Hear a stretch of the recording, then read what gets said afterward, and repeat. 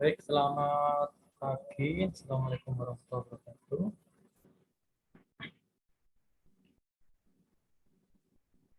Selamat pagi. Pagi, Pak. Ya, Pak. baik.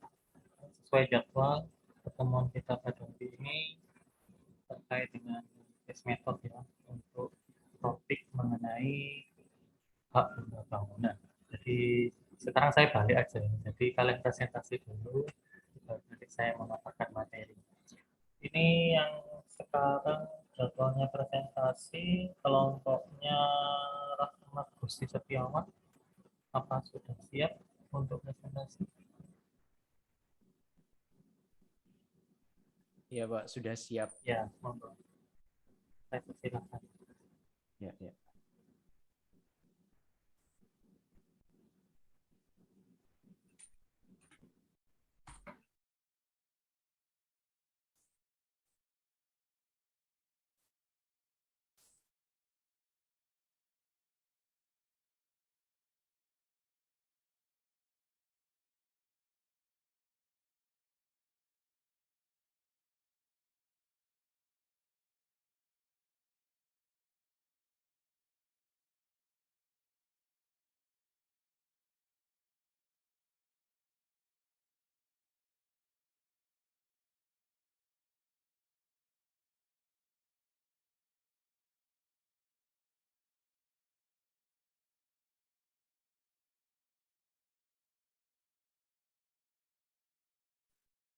Untuk share screen-nya mungkin bisa dibantu sama Mas Reza, Pak. Oke. Ya.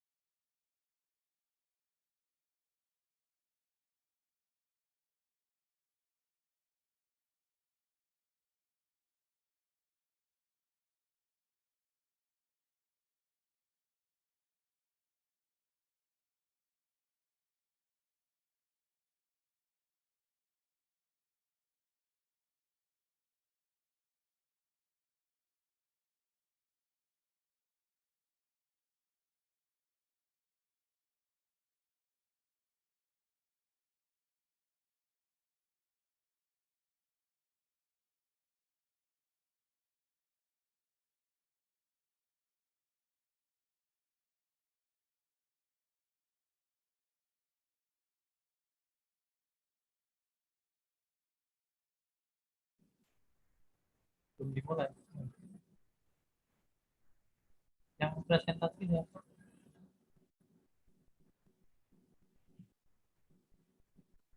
Pak Umar, Iya, yang presentasi kelompok 5, Pak. iya, kok nggak dimulai? Oh, ini udah bisa dimulai. Oke, oke. Nah.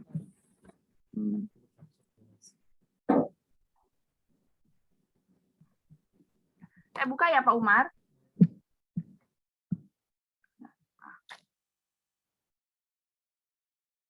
Selamat pagi, teman-teman. Assalamualaikum warahmatullahi wabarakatuh. Di sini saya perwakilan kelompok 5 mau mempresentasikan tentang pembatalan sertifikat HGB dari studi kasus putusan pengadilan PT UN Serang nomor 58-G-2009 PT UN Serang. Next. Ini untuk anggotanya kelompok 5.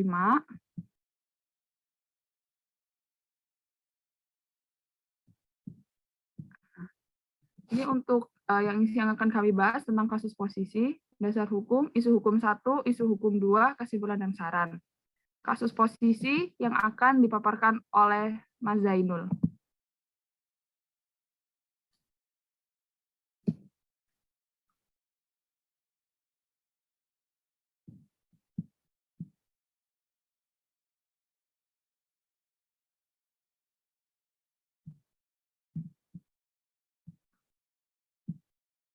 Zainul.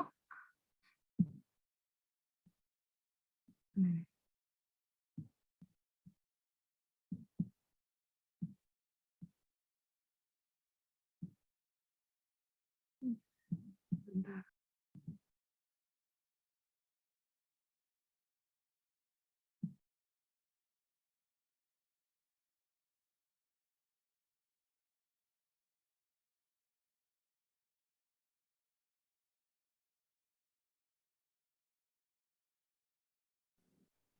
gimana?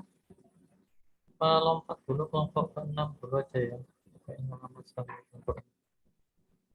Saya persilakan kelompok 6 dulu aja.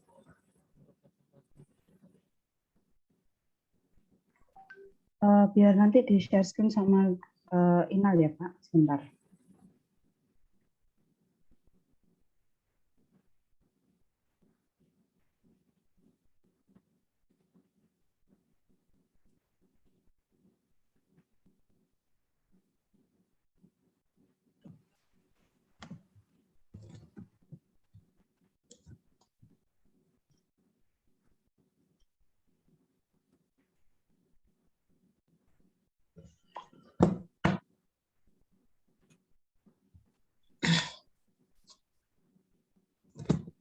Silakan Mas Inal untuk share screen.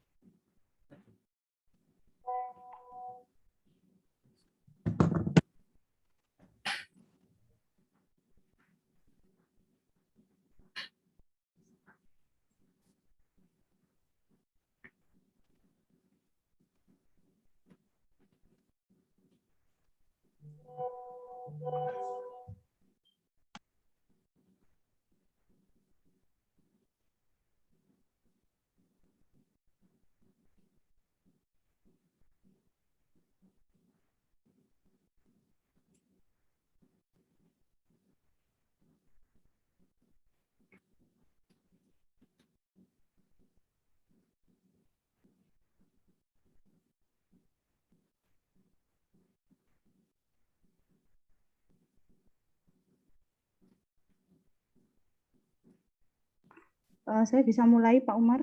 Ya. Oh ya, baik. Selamat pagi teman-teman. Assalamualaikum warahmatullahi wabarakatuh. Hari ini kami akan menganalisis perihal pembatalan sertifikat hak guna bangunan atas nama PT Sirata-Rata Alastonga berdasarkan analisis putusan nomor 136 PK garing TUN garing 2019. Adapun kami dari kelompok 6, yaitu saya, Dewi Nawangwulan, rekan saya Angel Pratiwi, Zainal Alim, dan juga Fajar Remiza.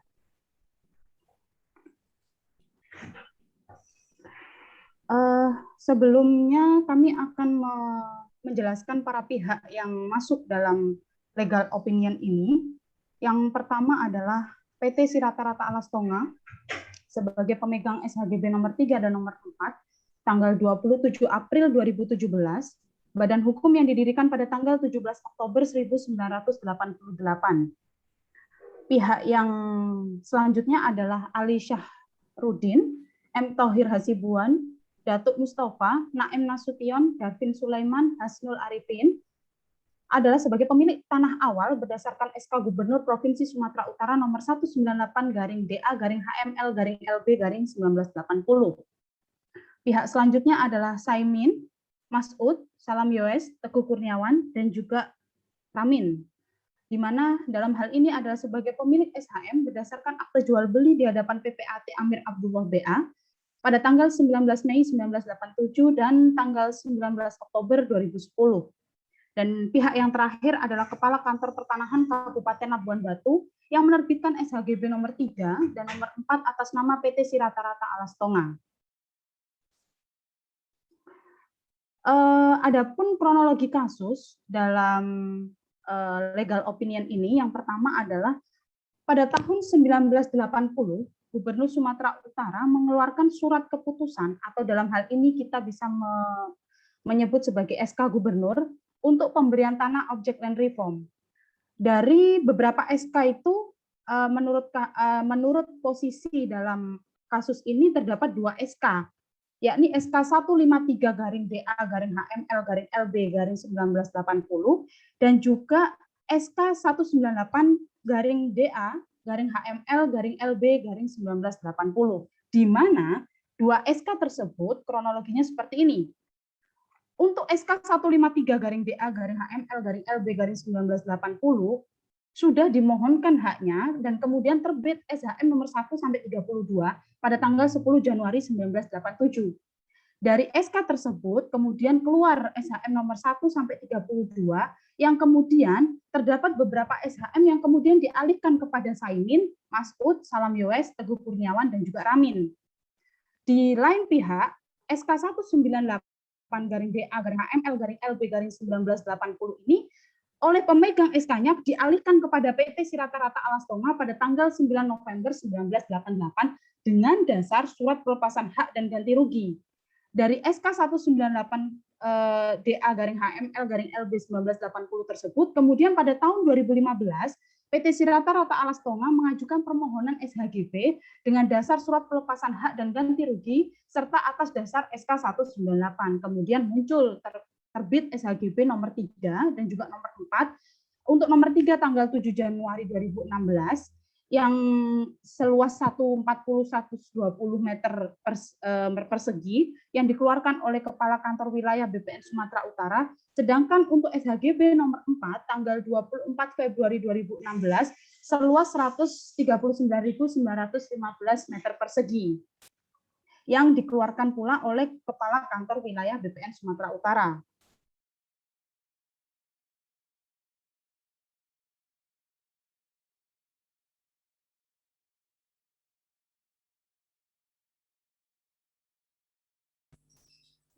Kronologi selanjutnya dimulai dari bulan Juli tahun 2016, para pemilik SHM dikejutkan adanya pabrik kelapa sawit atau PKS di atas bagian tanah milik mereka.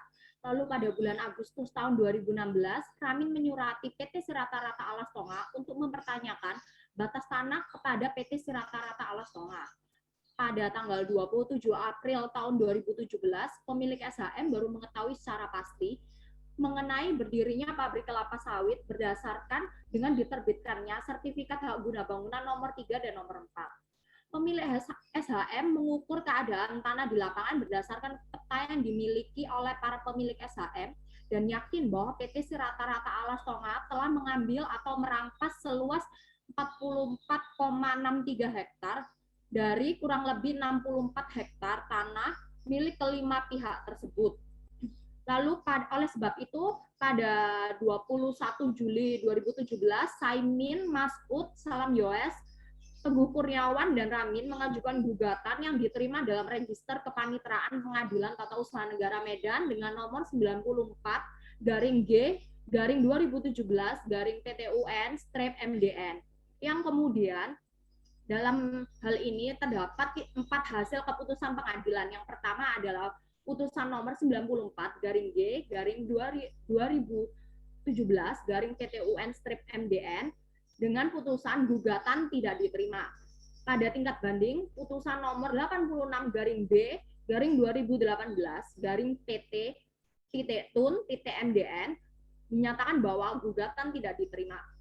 Lalu pada tingkat kasasi, putusan nomor 572K/TUN-2018 menyatakan bahwa menolak permohonan kasasi. Lalu pada putusan yang terakhir, ya ini putusan tingkat peninjauan kembali, putusan nomor 136PK/TUN-2019 yang menyatakan dua hal, yaitu mengabulkan gugatan penggugat untuk seluruhnya. 2. Menyatakan batal surat keputusan tata usaha negara berupa sertifikat hak guna bangunan nomor 3 dan nomor 4. Next.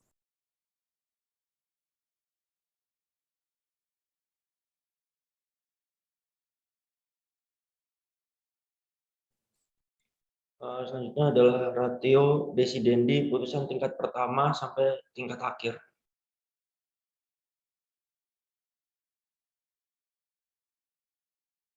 Putusan tingkat pertama nomor 94-G/2017-PTUN MDN yang pertama, tidak adanya hubungan hukum antara SHM nomor 1 sampai dengan 32 para penggugat dengan bidang tanah SHGB objek sengketa Akwo. Lalu yang kedua, para penggugat tidak memiliki kepentingan terhadap objek sengketa. Pada putusan tingkat banding nomor 86-B/2018-PT-TUN gugatan tidak jelas atau kabur. Lalu yang kedua, para penggugat tidak memiliki hubungan hukum dengan objek sengketa.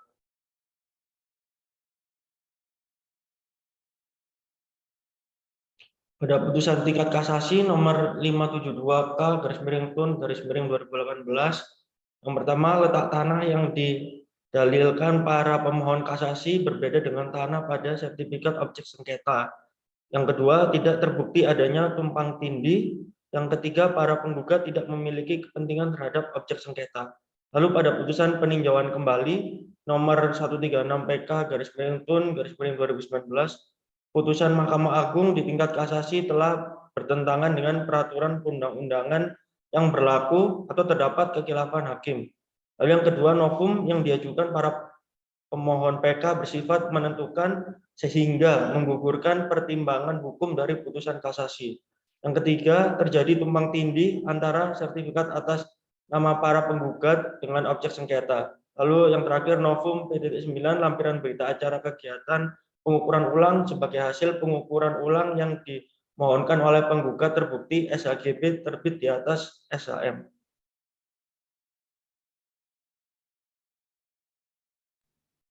Baik, selanjutnya berdasarkan rasio desidenti tersebut, saya akan menjelaskan mengenai para pihak dalam sengketa ini. Baik termasuk dalam putusan tingkat pertama, banding, kasasi, dan peninjauan kembali. Pihak pertama adalah penggugat, pembanding, pemohon kasasi, dan peninjauan kembali adalah pihak Saimin S, SIP, Masud, Salam Yoes, Teguh Kurniawan, dan Ramin. Yang kedua adalah pihak tergugat, terbanding, termohon kasasi, dan peninjauan kembali dalam hal ini oleh PT Rata-Rata Alas Tonga.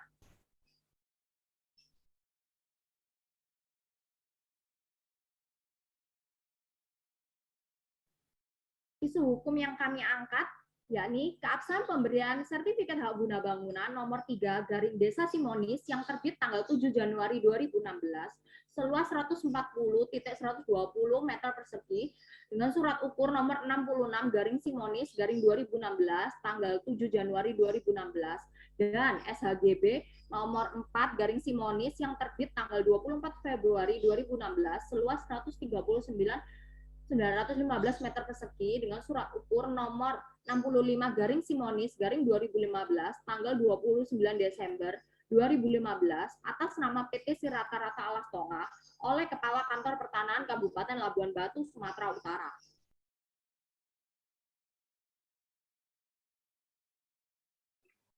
Adapun analisis kasus,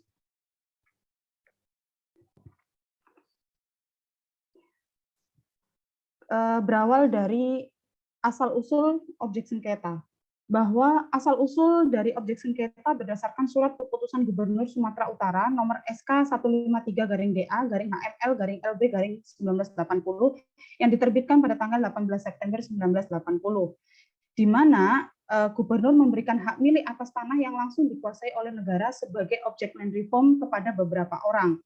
Pada tanggal 10 Januari 1987, dari SK Gubernur tersebut terbit SHM atas nama 32 orang dengan total 64 hektar. Dari total tersebut, PT Rata-Rata Alas Tonga diklaim telah menguasai total kurang lebih 44,63 hektar yang merupakan tanah hasil dari peralihan hak atas tanah atau SHM yang berasal dari surat keputusan Gubernur tahun 1980 dengan alas dasar akte jual beli pada tanggal 19 Mei 1987. Namun, di lain pihak, PT Rata-Rata Alas Tonga ini berpedoman bahwa dasar dari penguasaan atau alas hak dari tanah yang di atasnya terdapat pabrik kelapa sawit, dalam hal ini kita singkat sebagai PKS, adalah dari surat pelepasan hak dan ganti rugi yang berasal dari tanah negara berdasarkan surat keputusan Gubernur Sumatera Utara nomor 198-DA-HML-LB-1980 pada tanggal 17 Oktober 1980 antara Ali Syahruddin, M. Thohir, dan juga Datuk Mustafa sebagai dasar penerbitan SHGB nomor 3 tanggal 7 Januari 2016. Surat pelepasan hak dan ganti rugi nomor 592.2/691988 antara Naem Nasution kepada PT Rata-Rata Alas Tonga, juga surat pelepasan hak dan ganti rugi nomor 592.2/86/1988 tanggal 9 November 1988 antara Darpin kepada PT Rata-Rata Alas Tonga, surat pelepasan hak dan ganti rugi nomor 592.2/123/1988 di tanggal yang sama antara Sulaiman dengan PT Sirata Rata Altonga, dan surat pelepasan hak dan ganti rugi tanah nomor 592.2/125/1988 di tanggal yang sama antara Hasanul Arifin kepada PT Sirata Rata Altonga yang dari 4 surat pelepasan hak dan ganti rugi tersebut sebagai dasar penerbitan SHGB nomor 4 tanggal 24 Februari 2016. Bila kita kemudian melihat bahwa asal-usul dari tanah tersebut adalah tanah objek land reform, tanah negara objek land reform, maka sudah barang tentu bahwa tanah tersebut tunduk pada kebijakan land reform, yakni menurut kelompok kami menganalisis bahwa kebijakan land reform atas objek sengketa itu bahwa pembaharuan agraria itu merupakan satu kebijakan yang terkait dengan penata ulang pertanahan di Indonesia yang dalam sifatnya harus segera dilaksanakan. Nah, sedangkan kebijakan land reform ini kemudian diatur dalam pengaturan distribusi tanah berdasarkan PP 224/1961 yang kemudian aturan pelaksanaan dari PP 224/1961 itu merupakan aturan pelaksanaan dari Undang-Undang Nomor 56 PRP tahun 1960 yang mengatur tentang penetapan luas tanah pertanian. Memang dalam aturan tersebut tidak memberikan penjelasan mengenai pengertian tanah pertanian, sawah, dan tanah kering. Oleh sebab itu, selaras dengan hal tersebut, menurut instruksi bersama Menteri Dalam Negeri dan Otonomi Daerah bersama Menteri Agraria pada tanggal 5 Januari 1961, nomor Sekra 9/1/12, memberikan penjelasan bahwa yang dimaksud dengan tanah pertanian ialah juga semua tanah perkebunan, di mana dalam objek sengketa ini yang dimaksud adalah tanah perkebunan. Nah, sehingga tanah objek sengketa itu termasuk dalam tanah objek land reform, pengaturannya diatur dalam PP 224/61. Nah, petunjuk, pedoman, dan pelaksanaan yang diatur berdasarkan Kepres nomor 55 tahun 1960 tentang organisasi tata kerja penyelenggaraan land reform yang kemudian menghasilkan keputusan Menteri Dalam Negeri nomor 38 tahun 81 tentang pelaksanaan keputusan Kepres nomor 55 tahun 80 mengenai perincian tugas dan tata kerja pelaksanaan land reform. Lah, dikaji oleh kelompok kami berdasarkan pasal 1 dan pasal 3 keputusan Menteri Dalam Negeri tersebut, berdasarkan SK Gubernur nomor 153 dan juga SK nomor 198 dengan tanah objek land reform itu termasuk dalam keputusan Menteri Dalam Negeri ini atau bisa disebut dengan tanah objek land reform berdasar hukum. Lah, kemudian PT Sirata Rata Alastonga ini menggunakan surat pelepasan hak dan ganti rugi serta surat keputusan Gubernur nomor 198/DA/HML/LB/1980 pada tanggal 17 Oktober 1980 sebagai dasar penerbitan SHGB nomor 3 dan nomor 4. Nah, kemudian apabila kita berbicara tentang pelepasan hak, prosedur pelepasan hak yang dimana dalam hal ini pemegang hak berupa hak milik itu dapat melepaskan haknya untuk perusahaan yang membutuhkan hak guna bangunan. Nah, pelepasan hak ini kemudian dibuat oleh notaris dalam bentuk akta pelepasan yang didaftarkan kepada kantor pertanahan sehingga hak milik yang pemegang hak awal tadi itu berubah menjadi tanah negara. Nah, dari tanah negara tersebut permohonan tanah negara diajukan kepada BPN, namun di sini tergantung dari luasnya ya. Nah, dari permohonan tanah negara tersebut kemudian dapat diterbitkan surat keputusan pemberian hak. Nah, dari surat keputusan pemberian hak itu kemudian didaftarkan ke kantor pertanahan kabupaten kota, baru dapat diterbitkan sertifikat atas nama PT. Ini adalah prosedur dari pelepasan hak. Nah, perolehan tanah dengan pelepasan hak berdasarkan keputusan Menteri Negara Agraria atau Kepala Badan Pertanahan nomor 21 tahun 94 tentang tata cara perolehan tanah bagi perusahaan dalam rangka penanaman modal, dinyatakan bahwa perolehan tanah dapat dilakukan dengan cara pemindahan hak dan pelepasan atau penyerahan dengan cara melampirkan pernyataan penyerahan atau pelepasan hak atas tanah yang dibuat di hadapan kepala kantor pertanahan setempat. Nah, dari pelampiran pernyataan tersebut kemudian pelepasan atau penyerahan hak atas tanah dilakukan, tapi sebelumnya dilakukan perjanjian untuk bersedia menyerahkan atau melepaskan haknya dengan kesepakatan menerima ganti rugi. Nah, apabila dianalisis mengenai perolehan tanah oleh PT Sirata Rata Alastonga berdasarkan keputusan Menteri Negara Agraria Kepala Badan Pertanahan Nasional nomor 21 tahun 94, perolehan tanah dengan cara pemindahan dan pelepasan hak dengan ketentuan sudah terdapat alas hak atas tanahnya. Menganalisis dari kasus posisi bahwa tanah tersebut dengan SK 198 masih berstatus tanah negara objek land reform, yang tunduk pada ketentuan land reform dan belum diterbitkan alas hak atas tanah kepada penerima SK 198 tersebut, oleh kelompok kami dianalisis tidak dapat dilakukan pemindahan hak atau pelepasan hak. Nah, mengenai surat pelepasan hak dan ganti rugi yang kemudian didapat oleh petisi rata-rata Alas Tonga ini dapat diterbitkan atas objek sengketa apabila alas dasar hak atas tanah tersebut berupa hak milik yang sebelumnya sudah dilakukan musyawarah untuk besaran ganti rugi.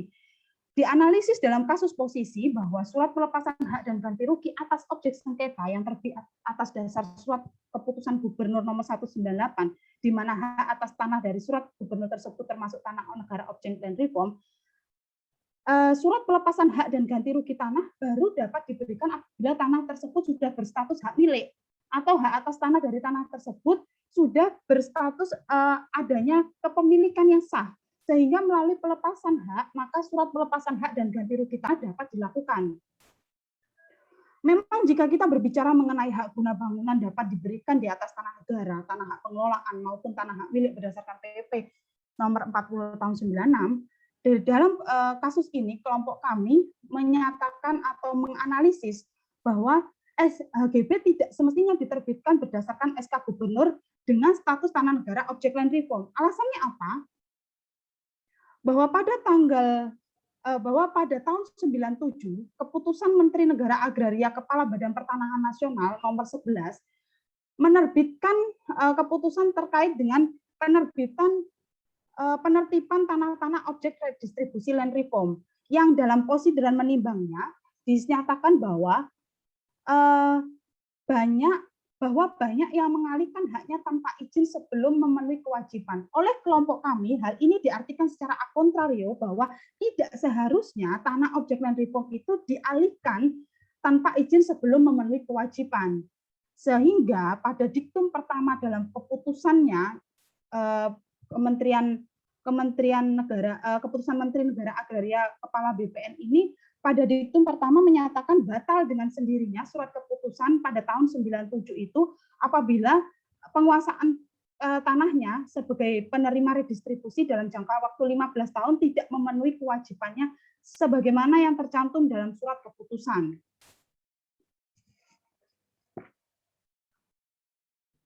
Keberlakuan surat keputusan gubernur atas tanah negara bagi PT Rata-Rata Alas Tonga. Perolehan pertama kali didapatkan oleh Ali Syarifuddin, M. Tahir Hasibuan, Datuk Mustafa, Naim Nasution, Darvin Sulaiman, Hasnul Arifin pada tanggal 17 Oktober 1980 dengan mendapatkan surat keputusan gubernur nomor 198/DA/HML/LB/1980 tersebut belum dimohonkan pendaftaran hak atas tanahnya. Mengingat tanah yang menjadi objek land reform sebagaimana yang dijelaskan oleh rekan saya Dewi, statusnya merupakan tanah negara. Hal ini sesuai dengan konsep dari land reform sendiri, bahwa tanah-tanah yang merupakan kelebihan dari maksimum itu diambil oleh pemerintah dengan diberikan ganti rugi untuk selanjutnya diredistribusikan kepada rakyat-rakyat yang membutuhkan.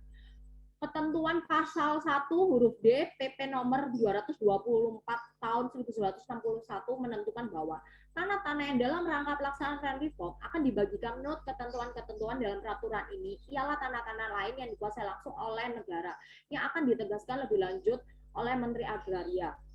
Dalam hal ini kami merujuk pada definisi tanah negara secara yuridis berdasarkan pasal 1 huruf A Peraturan Pemerintah nomor 8 tahun 1953 bahwa tanah negara adalah tanah yang dikuasai penuh oleh negara.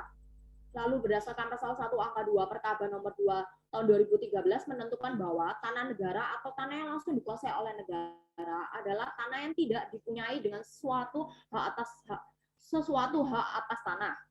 Dengan demikian, tanah negara adalah tanah-tanah yang langsung dikuasai oleh negara yang tidak dilekati dengan suatu hak atas tanah apapun, baik itu berupa hak milik, hak guna usaha, hak guna bangunan, hak pakai atas tanah negara, hak pengelolaan, dan hak lain sebagaimana ketentuan dalam pasal 16 UPA.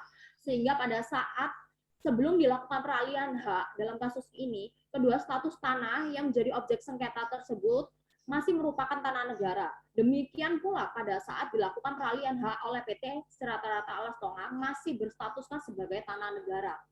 Next. Kewenangan camat dalam peralihan hak berdasarkan surat keputusan gubernur yang dilakukan oleh PT Sirata-Rata Alas Tonga. Peralihan hak yang dilakukan oleh PT Sirata-Rata Alas Tonga pada tanggal 9 November 1988 dilakukan di hadapan camat dan disaksikan oleh kepala desa. Maka dalam hal ini kewenangan camat bertindak sebagai pejabat pembuat akta sementara yang pada tahun tersebut, yakni 1988, kewenangan tersebut ternyata secara satu implisit jabatan PPAT sebenarnya telah dikenal dari sejak berlakunya Peraturan Pemerintah Nomor 10 Tahun 1961 sebagai peraturan pelaksana dari ketentuan Pasal 19 UPA. Walaupun tidak disebutkan secara eksplisit dengan nama PPAT, tetapi hanya disebutkan sebagai pejabat. Namun apabila melihat cakupan kewenangan dari pejabat yang ditentukan dalam peraturan pemerintah tersebut, semuanya terkait dengan perbuatan hukum mengenai tanah, sehingga dapat ditafsirkan bahwa pejabat yang dimaksud adalah pejabat yang bertugas dan berwenang membuat akta tanah atas perbuatan hukum tertentu mengenai tanah yang bersangkutan. Selanjutnya, dalam peraturan pemerintahan nomor 10 tahun 61 yang mengatur mengenai pejabat terurai dalam beberapa ketentuan pasal sebagaimana berikut. 1. Pasal 19 dinyatakan bahwa setiap perjanjian yang bermaksud memindahkan hak atas tanah, memberikan sesuatu hak baru atas tanah, menggadaikan tanah, atau meminjamkan uang dengan hak atas tanah sebagai tanggungan, harus dibuktikan dengan suatu akta yang dibuat oleh dan di hadapan pejabat yang ditunjuk oleh Menteri Agraria. Pasal 38, pejabat yang dimaksud dalam pasal 19 wajib menyelenggarakan suatu daftar dari akta-akta yang dibuatnya menurut bentuk yang ditetapkan oleh Menteri Agraria, serta wajib pula menyimpan asli akta-akta yang dibuatnya. Yang kedua, tersirat secara eksplisit dalam surat edaran Menteri Pertanian dan Agraria nomor 10 tahun 61 yang menentukan bahwa pada intinya apabila untuk suatu kecamatan belum ditunjuk seorang pejabat khusus, maka asisten wedana Amsalve menjadi pejabat pembuat akte tanah. PPAT adalah pejabat umum yang diberikan kewenangan untuk membuat akta-akta otentik mengenai perbuatan hukum tertentu mengenai hak atas tanah, sebagaimana yang saya tadi sebutkan dalam pasal 19 tersebut, bahwa kewenangannya itu jelas bahwa dalam lingkup perbuatan hukum untuk memindahkan hak atas tanah. Sedangkan hak atas tanah itu macam-macamnya merujuk pada ketentuan pasal 16 UPA. Sedangkan pada kasus yang terjadi adalah pemindahan hak atas tanah yang belum memiliki suatu hak atas tanah apapun dan masih berstatuskan sebagai tanah negara. Dengan demikian, pemindahan hak yang dilakukan di hadapan camat dalam kasus ini tidak sesuai dengan ketentuan peraturan perundang-undangan. Next. Keabsahan penguasaan secara yuridis dan fisik oleh PT Sirata-Rata Alas Tonga. Yang pertama, penguasaan secara yuridis. Penguasaan yuridis adalah penguasaan yang dilandasi oleh hak dan dilindungi oleh hukum serta memberikan kewenangan pada pemegang hak untuk menguasai secara fisik tanah yang dihaki tersebut. Penguasaan tanah oleh PT Sirata-Rata Tonga adalah awalnya berasal dari Surat Keputusan Gubernur nomor 198 tahun 1980 yang merupakan objek land reform dengan berstatuskan tanah negara, sehingga pihak yang menerima SK tersebut harus melakukan pengajuan permohonan pendaftaran terlebih dahulu untuk mendapatkan suatu hak atas tanah guna kepastian hukum. Kepastian hukum itu meliputi status hak, subjek, objek, dan perlindungan hukumnya. Dengan demikian, terhadap pemegang lahir hak, kewajiban, dan kewenangan atas tanahnya tersebut. Sejak perolehan tanah oleh Ari Syarifuddin CS dari SK Gubernur 198 tahun 1980 yang merupakan masih berupa tanah negara yang belum dimohonkan hak, yang lalu kemudian dialihkan ke PT Tonga juga masih berstatuskan tanah negara. Berdasarkan kasus itu terjadi pada tahun 1988 sampai tahun 2015, sehingga selama itu tidak memiliki bukti kepemilikan atau alas hak yang secara sah dari sudut yuridis. Berdasar sebagaimana pasal 19 UPA, pasal 13 ayat 4 PP 10 tahun 61, PP 32 pasal 32 PP 24 tahun 97. Selain itu, penguasaan yuridis itu tidak berdasarkan pada hukum karena sebagaimana yang telah dijelaskan oleh rekan saya Dewi bahwa sejak semula peralihan hak dengan dasar SK Gubernur yang merupakan objek land reform tersebut adalah tidak sah. Demikian pula dengan peralihan hak yang dilakukan oleh PT Sirata Alas Tonga dengan Ali CS. Yang kedua, penguasaan secara fisik. PT Tonga mendalilkan penguasaan fisik yang dilakukan selama 29 tahun itu adalah sah. Namun penguasaan fisik tersebut harus kita rujuk pada ketentuan pasal 24 ayat 2 PP 24 1997. Yang pada intinya menentukan bahwa pembuktian hak dapat dilakukan berdasarkan kenyataan penguasaan fisik di bidang tanah yang bersangkutan selama 20 tahun atau lebih berturut-turut oleh pemohon pendaftaran dan pendahuluannya dengan syarat A. Penguasaan tersebut dilakukan dengan itikat baik dan secara terbuka oleh yang bersangkutan sebagai yang berhak atas tanah serta diperkuat oleh kesaksian orang yang dipercaya. B. Penguasaan tersebut baik sebelum maupun selama pengumuman sebagaimana dimaksud dalam pasal 26 tidak dipermasalahkan oleh masyarakat hukum adat atau desa atau kelurahan yang bersangkutan ataupun pihak lain. Maka dalam hal ini analisis kami, penguasaan fisik yang dimaksudkan oleh PT Sirata Alas Tonga selama 29 tahun tersebut yang penguasaan terhadap tanah negara dimulai tahun 1988 sampai 2015 tidak kunjung untuk segera dilakukan pendaftaran untuk mendapatkan suatu hak atas tanah beserta bukti kepemilikan yang sah secara hukum. Apabila PT Tonga adalah pemilik yang beritikat baik, tentu setelah mendapatkan perolehan tanah tersebut akan dengan sesegera mungkin untuk melakukan pendaftaran hak atas tanah agar memiliki legal standing dan dapat mempertahankan hak tersebut kepada siapapun. Selanjutnya dalam uraian kasus posisi bahwa pada bulan Agustus 2016 Ramin mengirimkan surat untuk mempertanyakan batas tanah PT Tonga namun tidak mendapatkan respon balik. Pada tanggal 27 April 2017, pemilik SHM mengetahui bahwa di atas tanah milik mereka telah sebagian berdiri pabrik kelapa sawit dan terbit surat sertifikat hak guna bangunan nomor 3 dan nomor 4.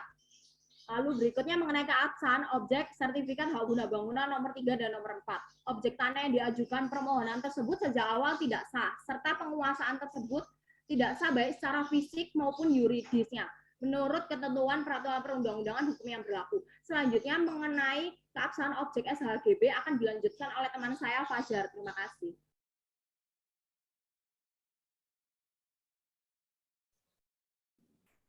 Sorry Pak, langsung ke kesimpulan.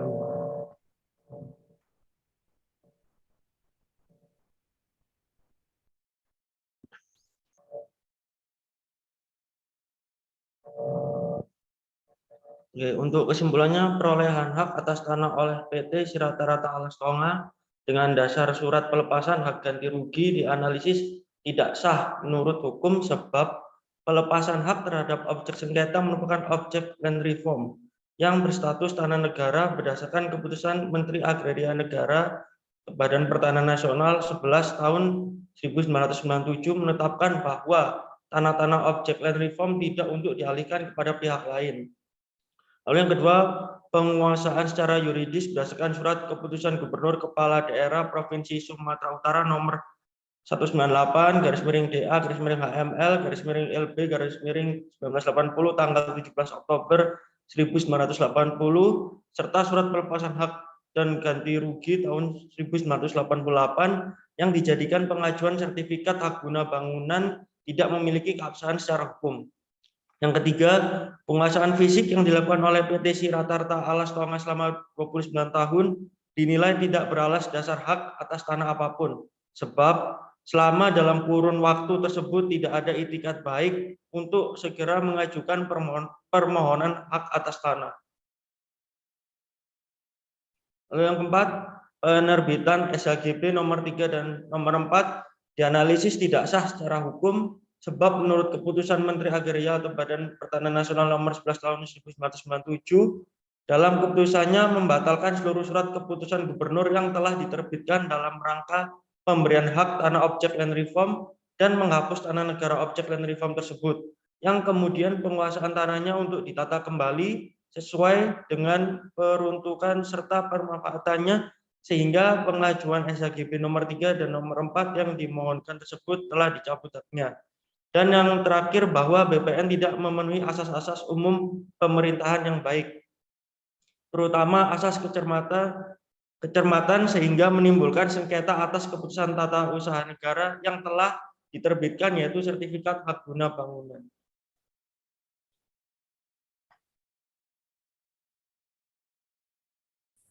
Saran, ketika subjek hukum mendapatkan suatu hak harus segera didaftarkan agar pemegang hak tersebut memiliki alat bukti yang kuat untuk kepastian dan perlindungan hukum, sebagaimana ketentuan peraturan perundang-undangan berupa sertifikat. BPN dalam hal ini Kepala Kantor Pertanahan Wilayah sebagai suatu instansi pemerintah yang berwenang di bidang pertanahan untuk melakukan pendaftaran hak atas tanah dan penerbitan sertifikat harus memperhatikan asas-asas umum pemerintahan yang baik. Juga diperlukan prinsip kehati-hatian kepada masyarakat untuk setiap bentuk peralihan hak atas tanah agar tidak terjadi sengketa di kemudian hari.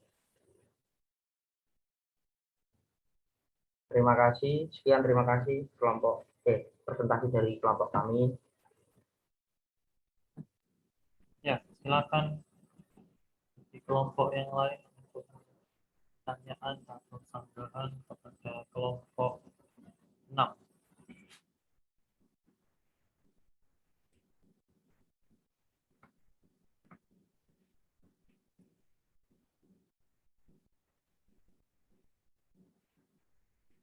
Mohon izin bertanya. Ya, langsung ke kelompok 6. Ya, jadi nama saya Rio Nugroho Fahmi dari kelompok 8. Nah, tadi mungkin kan presentasi kalian masih belum selesai. Nah, tapi kan sebelumnya aku udah baca-baca nih waktu di aula tentang LO kalian. Nah, yang ingin aku tanyakan yang ada yang aku baca itu ini. Di situ ada menjelaskan tentang sengketa PT-UN yaitu menggunakan asas umum pemerintahan yang baik. Nah, kenapa sih sengketa PT-UN itu harus menggunakan asas tersebut? Apakah bisa dijelaskan kenapa kalian memilih untuk menggunakan asas umum pemerintahan yang baik itu? Sekian dari saya, terima kasih. Baik, saya akan menjawab pertanyaan dari teman saya Rio. Karena ini sengketa tanah usaha negara, jadi lebih ditekankan kewenangan BPN sehingga mengacu acuan asas-asas umum pemerintahan yang baik. Penggunaan asas umum pemerintahan yang baik sebagai dasar hakim dalam menyelesaikan sengketa tata usaha negara. Itu. Mau menambahkan ya, jadi terhadap kalau ada sengketa dalam hal ini TUN, itu nanti akan dibawa ke PT UN yang nantinya hukum tertulis yaitu peraturan perundang-undangan yang berlaku dengan peraturan yang tidak tertulis yaitu berupa AUPB. AUPB itu adalah saling menopang satu sama lainnya. Makanya di analisis kami juga memaparkan dua hal tersebut. Terima kasih.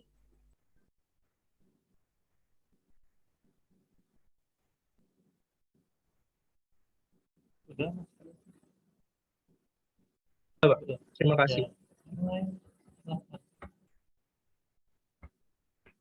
Permisi Mbak Dewi, saya mau izin bertanya. Saya mau bertanya kan dalam kasus ini objek sengketanya kan merupakan objek land reform ya. Nah, yang ingin saya tanyakan di sini itu kaitan sengketa tanah ini dengan asas land reform itu sendiri apa dan solusi apa yang kelompok kalian tawarkan untuk hal ini? Terima kasih. Terima kasih, Dek Bila, untuk pertanyaannya. Oh ya, asas land reform itu kan ada 4. Ada asas penghapusan tuan tanah besar, asas pembatasan luas maksimum atau minimum, asas larangan pemerasan orang oleh orang lain, dan yang terakhir adalah asas kewajiban mengerjakan atau mengusahakan sendiri secara aktif atas tanah pertanian. Jadi oleh kelompok kami menganalisisnya seperti ini. Tanah ini kan tanah objek land reform berdasarkan redistribusi tanah.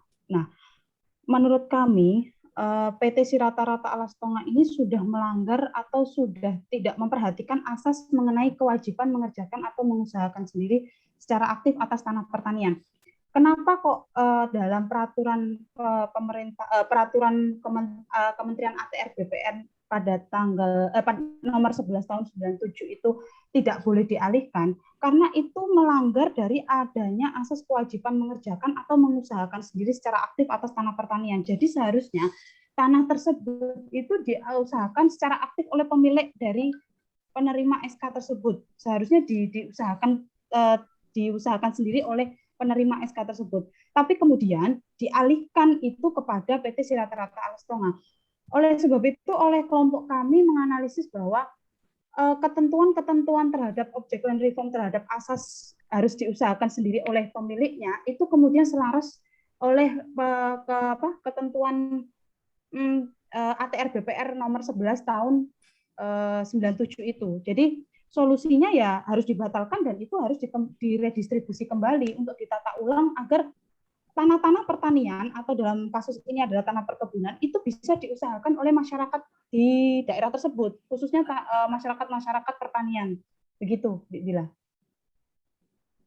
Apa masih ada yang masih mengganjal? Sudah jelas, Mbak Dewi. Terima kasih penjelasannya. Terima kasih, Dek Bila. Ya, silakan yang lain. Iya, saya mau izin bertanya, Pak. Saya dari kelompok 4 tentang hak guna usaha. Ini saya tuh tadi kurang jelas, kan kasusnya itu ada 2 hak atas tanah ya, maksudnya dari hak milik sama hak guna usaha, hak guna bangunan. Nah, itu kan asalnya sama-sama dari land reform. Terus tapi kenapa kok kepemilikan dari sertifikat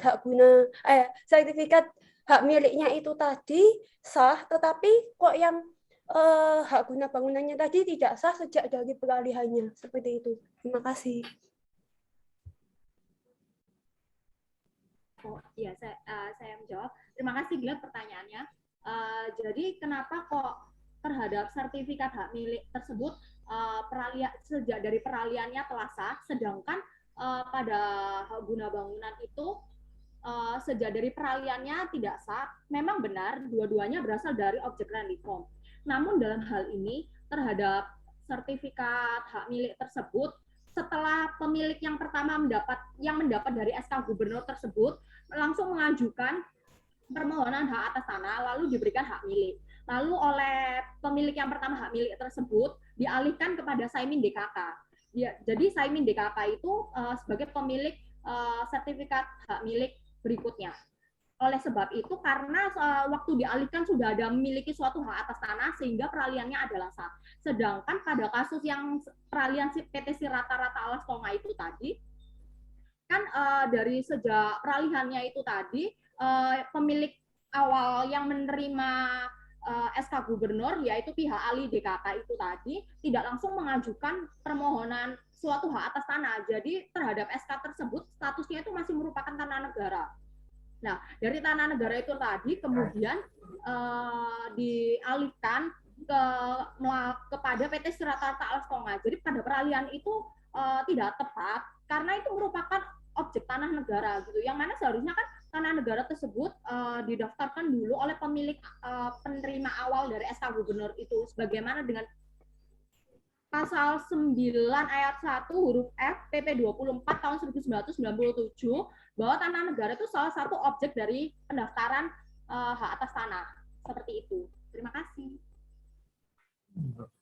Mau menambahkan yang Glad. Jadi gini Glad, itu kan tanah negara objek land reform. Nah, posisinya tanah negara objek land reform itu kemudian muncul ketentuan tentang penataan ulang dari ketentuan ATR BPR nomor 11 tahun 97 itu kan tidak diperbolehkan untuk dialihkan. Nah, itu yang kemudian menjadi acuan dari analisis kelompok kami. Nah, itu tidak boleh dialihkan karena dia masih statusnya masih tanah negara objek land reform gitu. Gitu ya. Sudah? Baik, saya tutup ya. Oh, mau dilanjutkan? Mbak Glad? Boleh tanya, Pak? Ya deh. Ya, silakan. Ya, karena waktunya dibatasi mungkin satu aja ya. Kan tadi saya Dedi Stansa Pak dari kelompok 8 tentang hak pakai. Jadi tadi kan sudah dijelaskan ya. Ini menyambung dari pertanyaannya tadi. bahwa SK Gubernur itu kan memberikan hak atas tanah land reform ya, dan timbul hak milik dari 10 orang atau berapa itu tadi. Nah, terus tadi dijelaskan juga bahwa tanah tersebut masih dalam tanah negara. Nah, di sini kan timbul kayaknya bedaan gitu loh. Tadi dibilang dari SK itu bahwa udah ada hak milik. Apakah hak yang bisa timbul dari SK itu apakah hak milik itu dari objek land reform? Sedangkan kan belum tahu tadi dari subjeknya itu kan belum tahu dapat hak milik atau enggak. Cuma terus apalagi tadi ya terkait, mungkin itu dulu Mbak Dewi, bisa dijelaskan kembali soalnya iya ya. Terima kasih.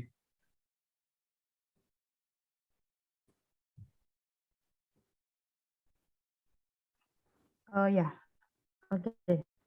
Saya jawab ya Mas Dedi ya. Jadi dari awal itu kan SK Gubernur itu memberikan hak atas tanah objek land reform. Lah, dari hak atas tanah objek land reform itu kan namanya SK itu kan pasti ada, maksudnya gini, SK tersebut itu menunjuk pada beberapa orang itu, ini loh kamu tak kasih tanah gitu. Negara itu memberikan tanah gitu ya. Ini loh kamu tak kasih tanah berdasarkan SK ini begitu ya. Lah, dari SK-SK itu kemudian dari nomor 1 sampai 32 berdasarkan SK 158, 152 itu dimohonkan. Jadi SK itu kemudian naik menjadi hak milik itu atas dasar permohonan dari orang-orang yang ditunjuk dalam SK tersebut. Nah, orang-orang yang ditunjuk dari SK tersebut kemudian dinaikkan statusnya menjadi hak milik itu, kemudian timbullah hak atas tanah yang dalam hal ini berupa hak milik. Nah, kemudian kenapa kok yang di 198 itu belum? Jadi 198 itu sebenarnya SK-nya sudah menunjuk Ali, terus beberapa orang itu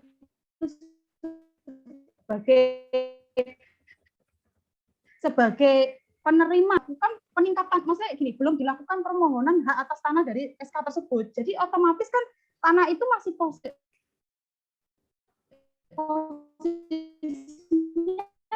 masih tanah negara objek land reform dengan dasar kami analisis bahwa masih terikat atau masih terkungkum dalam posisi aturan land reform gitu ya. Jadi kalau misalnya hal itu sudah masuk ke hak milik, beda lagi ceritanya, gitu Mas Dedi. Ada ganjal. Mas Dedi. Berarti tanah land reform itu dari SK itu kan berarti langsung muncul hak atas tanah, hak milik gitu, tanpa perlu pendaftaran melalui BPN dulu. Perlu didaftarkan. Itulah kenapa ada dua perbedaan dari awal kami menjelaskan bahwa ada dua perjalanan kan, waktu awal-awal kami menjelaskan itu ada dua perjalanan dalam SK ini. Pertama SK 153, yang kedua SK 198. Perjalanan SK 153 ini kemudian dimohonkan haknya oleh 1 sampai nomor 32 orang. Terbitlah hak milik. Nah, sementara di SK 198 itu belum dimohonkan haknya.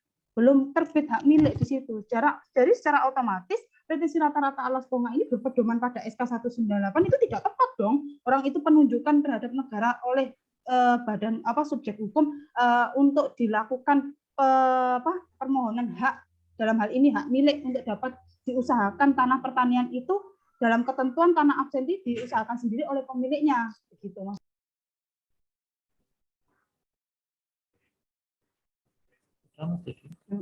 Gimana Mas Dedi?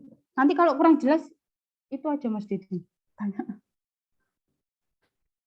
Jadi langsung gitu ya. Oke. Ya mungkin lanjut kelompok lain Pak. Ya, oke. Kita beri vote dulu untuk kelompok 6 atas presentasinya. Nanti saya akan memberi catatan terkait apa yang disampaikan oleh kelompok 6. Kemudian saya persilakan untuk kelompok 5 untuk presentasi.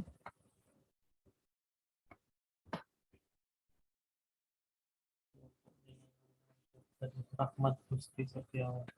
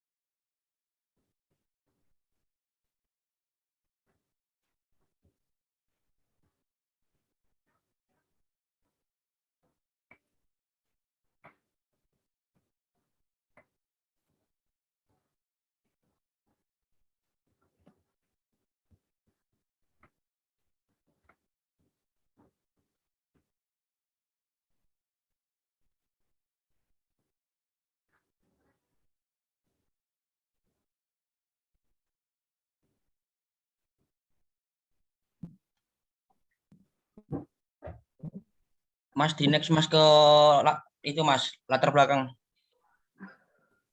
Ya lanjut langsung.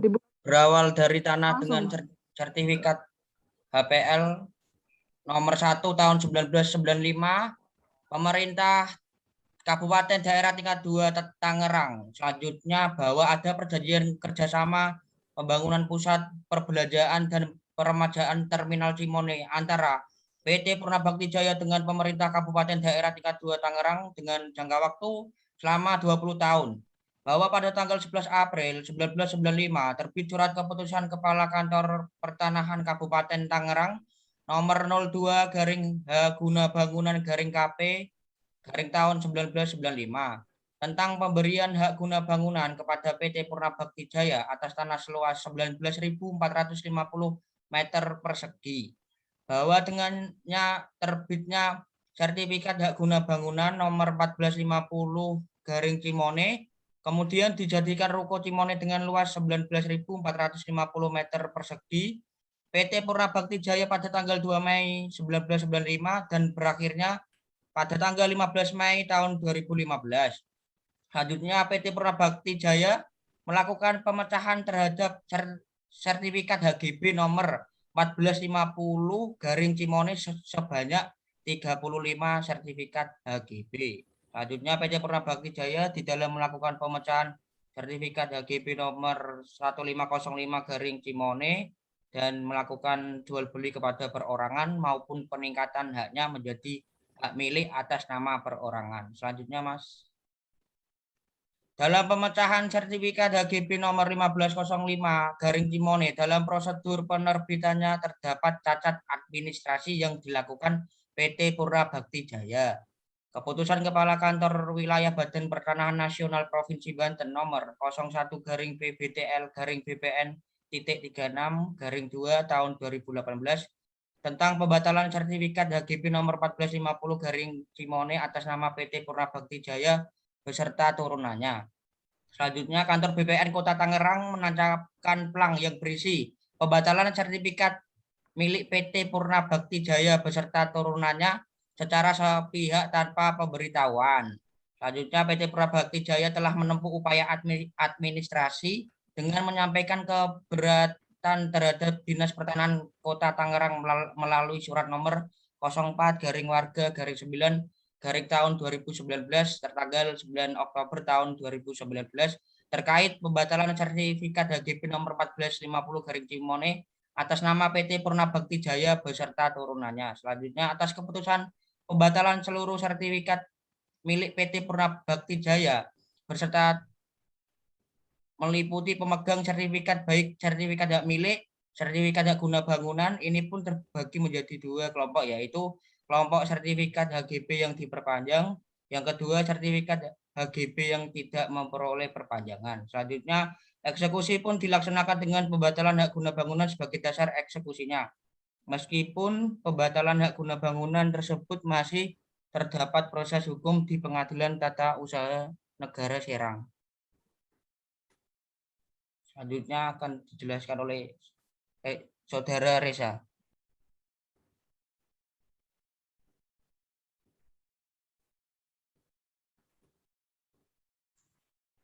Selanjutnya, isu hukum 1 terkait pembatalan hak guna bangunan di atas tanah hak pengelolaan yang dilakukan oleh Kantor Pertanahan Kota Tangerang, studi kasus putusan Pengadilan Tata Usaha Negara Serang. Adapun alasan pembatalan HGB milik PT Purnabakti beserta turunannya, yang pertama adalah sertifikat HGB milik PT Purnabakti beserta turunannya berada di atas tanah HPL seluas 19.450 meter persegi milik pemerintah daerah tingkat 2 Tangerang. PT Purnabakti Jaya melakukan pemecahan terhadap sertifikat HGB nomor 1450/Cimone tanpa izin dari pemegang HPL sebagai alas hak tanah berdirinya HGB. Pemecahan sertifikat HGB nomor 1450/Cimone dilakukan sebanyak 35 kali. Sertifikat HGB yang salah satunya sertifikat HGB nomor 1505/Cimone telah dilakukan pemisahan sebanyak 23 kali sertifikat HGB. Berdasarkan pemecahan sertifikat HGB nomor 1505 oleh PT Purnabakti Jaya melakukan jual beli kepada orang perorangan maupun peningkatan haknya menjadi hak milik atas nama perorangan. Dalam pemecahan HGB, PT Purnabakti Jaya beserta turunannya dalam prosedur penerbitannya terdapat cacat administrasi. Maka diajukan pembatalan terhadap HGB PT Purnabakti Jaya beserta turunannya berdasarkan Peraturan Menteri Agraria Garing Kepala Badan Pertanahan Nasional nomor 9 tahun 1999 pasal 106 ayat 1 tentang pembatalan hak atas tanah karena cacat administrasi.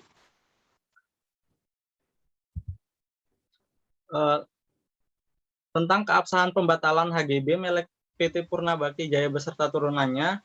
Yang pertama, berdasarkan pasal 1 angka 3 Permen Agraria, hak pengelolaan adalah hak menguasai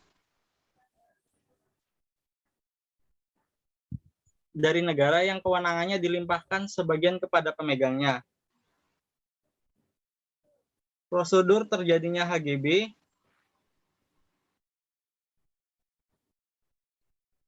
diatur dalam Peraturan Menteri Agraria Kepala BPN nomor 9 tahun 1999. Dalam hal ini pasal 32 sampai dengan pasal 48, hak guna bangunan timbul sejak keputusan pemberian hak guna bangunan didaftarkan oleh pemohon kepada Kepala Kantor Pertanahan Kabupaten Kota setempat.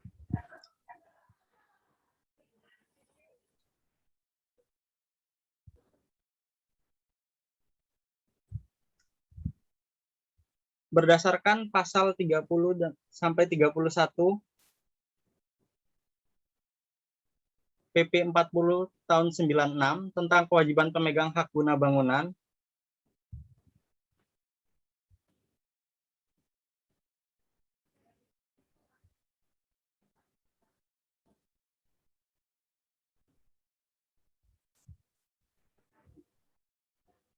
dengan segala kenikmatan yang bisa diperoleh oleh pemegang hak bangunan tentunya tidak terlepas dari kewajiban yang harus dipenuhi. Pemegang hak guna bangunan berkewajiban membayar uang pemasukan yang jumlah dan cara pembayarannya ditetapkan dalam keputusan pemberiannya. Menggunakan tanah sesuai dengan peruntukannya dan persyaratan sebagaimana ditetapkan dalam keputusan dan perjanjian pemberiannya.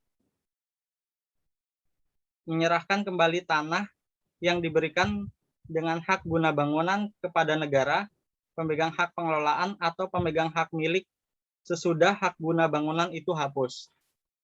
Menyerahkan sertifikat hak guna bangunan yang telah hapus kepada Kepala Kantor Pertanahan,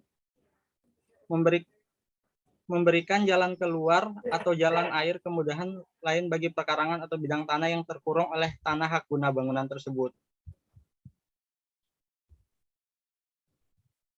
berdasarkan Peraturan Menteri Agraria, Kepala BPN, Pertanahan Nasional nomor 9 tahun 99, yang selanjutnya disebut Permen Agraria nomor 9 tahun 99, pasal 106, bahwa keputusan pembatalan hak atas tanah karena cacat hukum administratif dalam penerbitannya dapat dilakukan karena permohonan yang berkepentingan oleh pejabat yang berkepentingan tanpa permohonan, sehingga atas sertifikat hak guna bangunan nomor 1450-Cimone dan sertifikat hak guna bangunan nomor 1505-Cimone beserta pecahannya dan beberapa sertifikat hak milik dinyatakan cacat administrasi karena yang terjadi dalam sengketa ini berawal dari peralihan hak pengelolaan milik pemerintah Kota Tangerang menjadi hak guna bangunan milik PT Purnabakti Jaya beserta turunannya.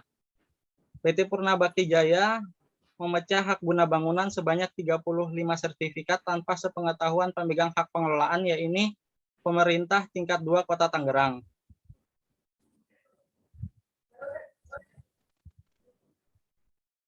Padahal seharusnya alas hak tanah hak pengelolaan tidak boleh dipecah dan ditingkatkan menjadi hak milik, apalagi dalam kasus tersebut tanpa adanya persetujuan dari pemilik hak pengelolaan.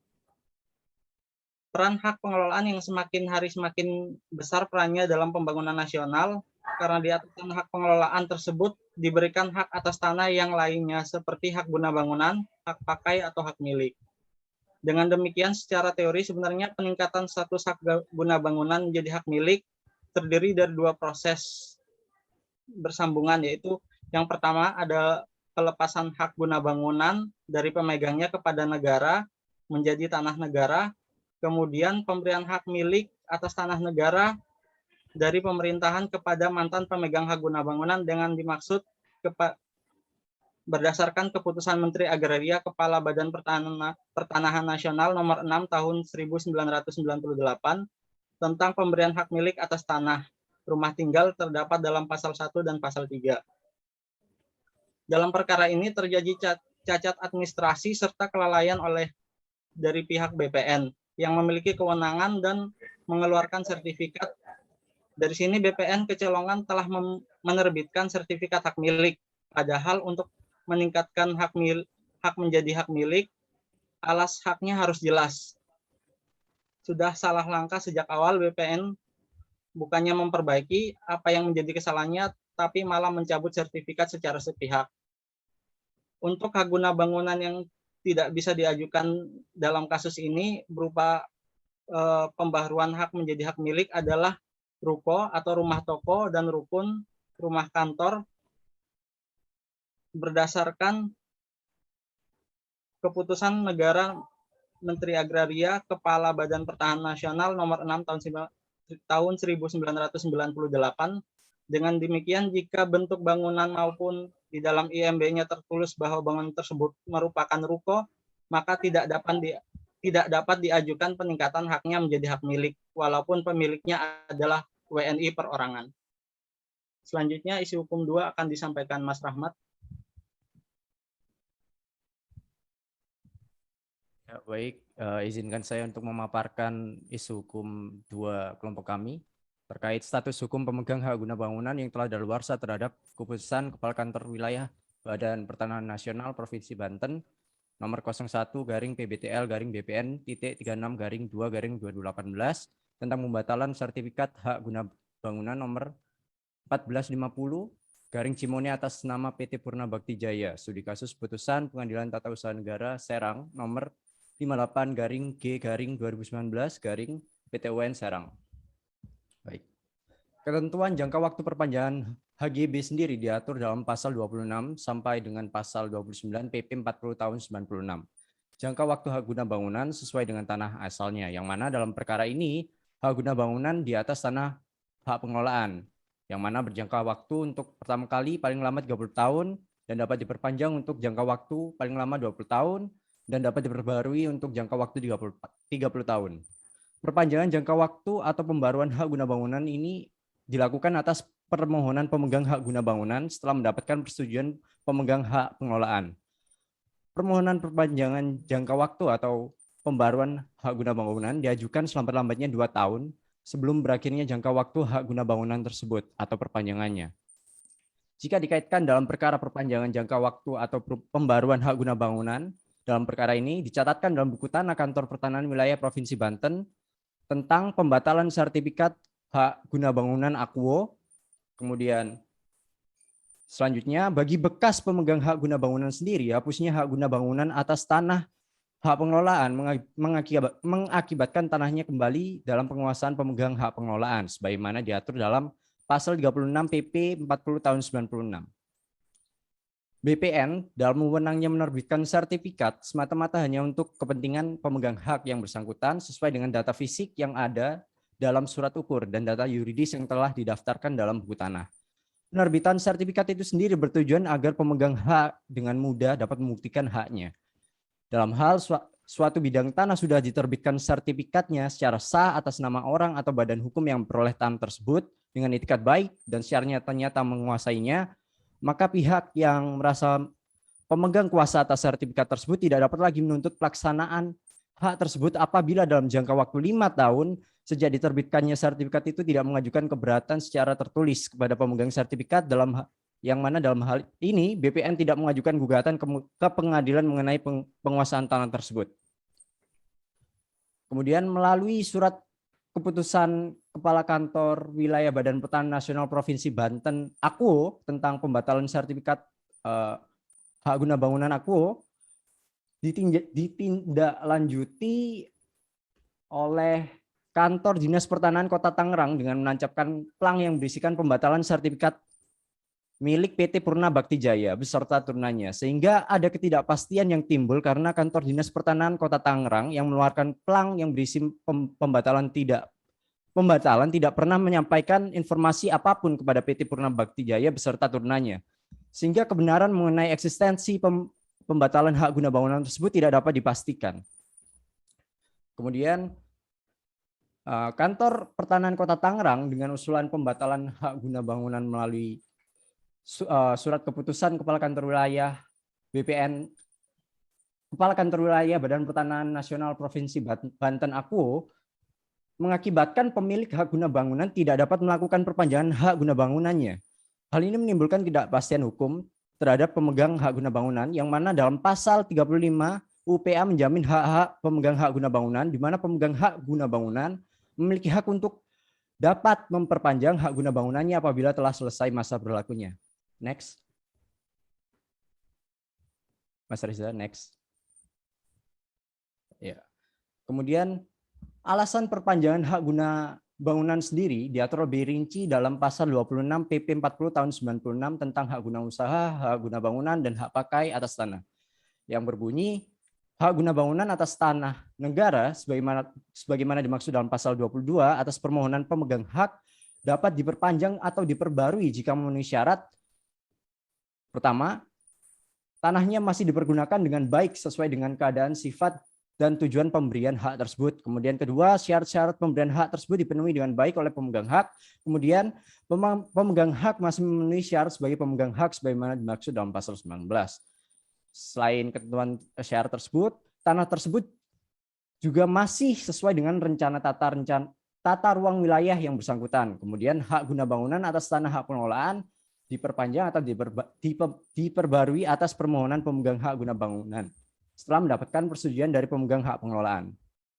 Kemudian menurut penjelasan pasal 26 ayat 1 PP 40 tahun 96, ketentuan ini diadakan untuk menjamin kelangsungan penguasaan tanah dengan hak guna bangunan yang pada umumnya dipergunakan untuk tempat tinggal yang merupakan kebutuhan pokok masyarakat. Perpanjangan dan pembaruan hak guna bangunan diberikan atas permohonan pemegang hak, sehingga dalam kasus ini pemegang sertifikat hak guna bangunan nomor 1450/Cimone atas nama PT Purna Bakti Jaya beserta turunannya yang telah daluarsa masa berlakunya dapat melakukan perpanjangan hak guna bangunan mengingat pasal 26 ayat 1 menjamin hal tersebut, kecuali sepanjang pemegang hak guna bangunan tersebut tidak melakukan permohonan perpanjangan hak guna bangunan. Berdasarkan uraian tersebut, kami menyimpulkan bahwa pembatalan sertifikat hak guna bangunan milik PT Purna Bakti Jaya beserta turunannya, khususnya yang telah berakhir masa penggunaannya atau telah daluarsa yang dilakukan oleh Badan Pertanahan Kota Tangerang tidak memberikan kepastian hukum sebagaimana diatur dalam pasal 35 UPA dan pasal 26 PP 40 tahun 96. Ya, selanjutnya kesimpulan, silahkan Mbak Andika.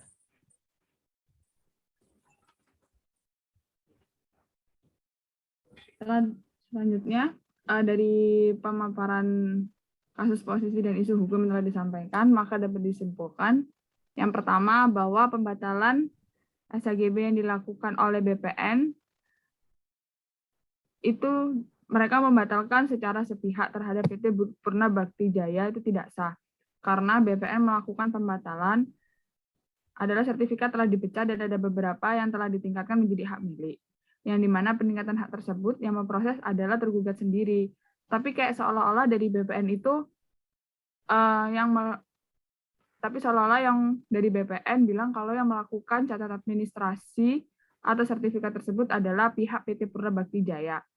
Padahal kesalahan tersebut dari awal itu atas dasar kelalaian dilakukan oleh BPN.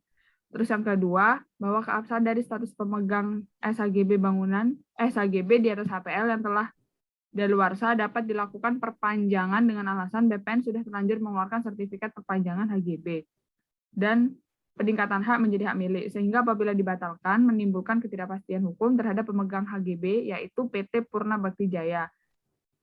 Next.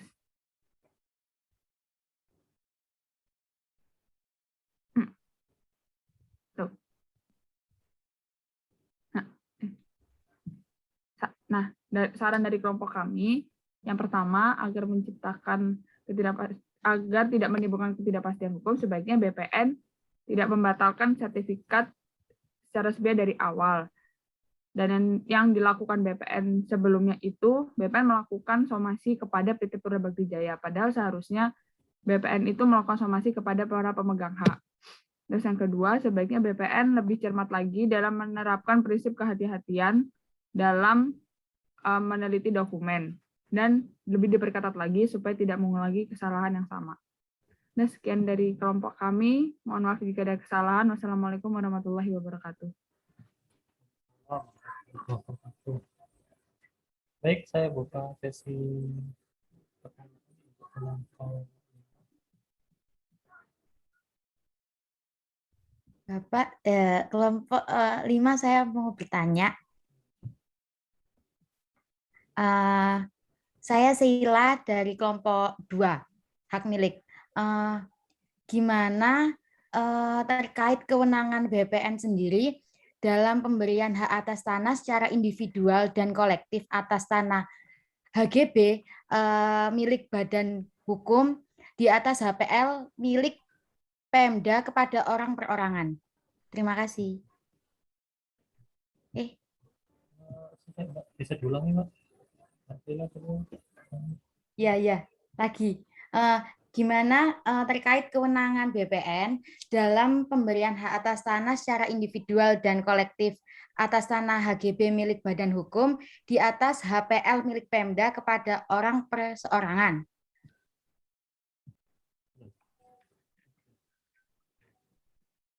Silakan ditanggapi kelompok 5. Mungkin bisa ditampung dulu. Mungkin yang lain bisa bertanya. Ya, saya mau izin tanya. Tadi itu kan saya dari kelompok 4 tentang hak guna usaha. Saya mau tanya, itu tadi kan kantor BPN-nya kan memperpanjang itu ya, apa namanya, hak guna bangunannya. Padahal sudah daluarsa. Padahal kan harusnya kalau misalnya mau ada perpanjangan itu tadi kan harusnya ada permohonan dulu dari yang punya hak guna bangunan, baru itu pun sebelum masanya habis. Tapi ini kan sesudah masanya habis dan biasanya tadi nggak ada permohonan ya dari yang punya hak guna bangunannya. Itu apakah BPN-nya itu tadi apa tidak melanggar peraturan-peraturan perundang-undangan tentang hak guna bangunan seperti itu? Terima kasih.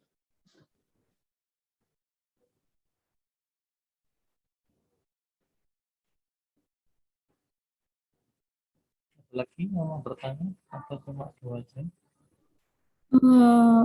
Saya Fnanda dari kelompok 3 mohon izin bertanya. Di slide sebelumnya ada penjelasan bahwa kantor pertanahan ini kan sebentar. Dijelaskan bahwa pembatalan sertifikat oleh kantor pertanahan itu menimbulkan ketidakpastian. Berarti apakah maksud dari kelompok 5 itu di atas tanah pengelolaan yang terdapat HGB itu juga diperbolehkan untuk diberikan hak milik seperti itu. Terima kasih.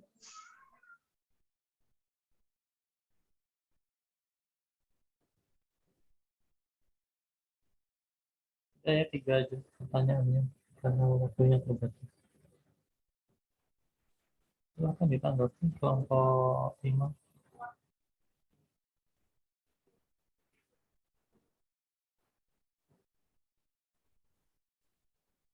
Baik, saya ingin menjawab pertanyaan Mbak Sheila terkait pemberian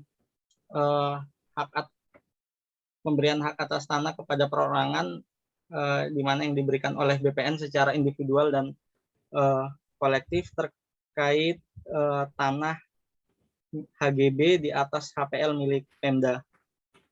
Dalam hal ini BPN seharusnya tidak memberikan hak milik ataupun hak secara individual kepada orang perorangan terhadap tanah HGB di atas tanah HPL tanpa persetujuan pemegang HPL, karena tata cara pemberian hak guna bangunan menjadi hak milik atau hak guna bangunan perorangan harus memiliki persetujuan dari alas hak tanah tersebut, yang dimana di sini alas tanah HGB tersebut adalah tanah HPL. Apabila ingin diajukan menjadi hak milik, maka harus adanya pelepasan hak atas tanah terlebih dahulu menjadi tanah negara, kemudian ditingkatkan menjadi tanah hak milik berdasarkan pemegang HGB sebelumnya. Mungkin begitu Mbak Sheila. Ya, makasih. Itu udah jawabannya. Ya, nah, monggo yang pertanyaan kedua. Dari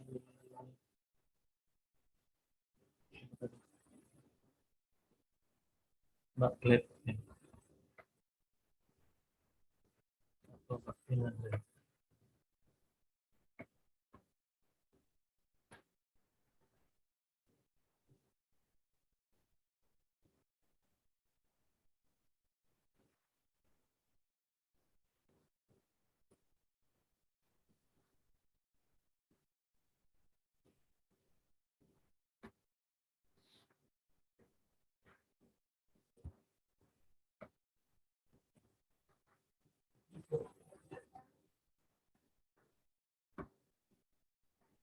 Ayo ditanggapi kelompok 5.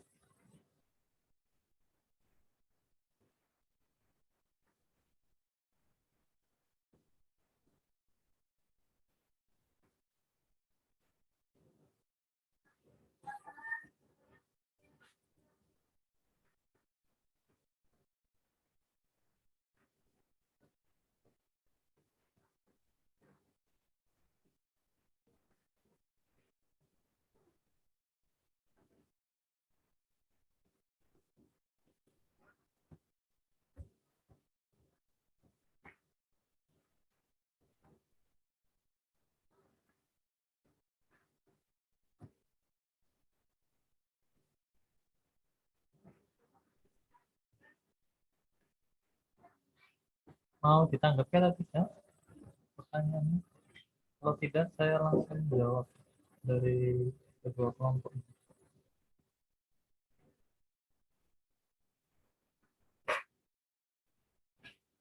Mana?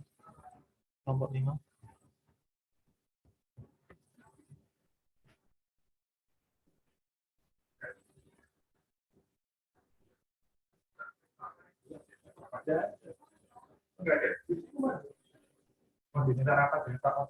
Saya ingin menjawab pertanyaan Mbak Angel terkait Oh, Angel.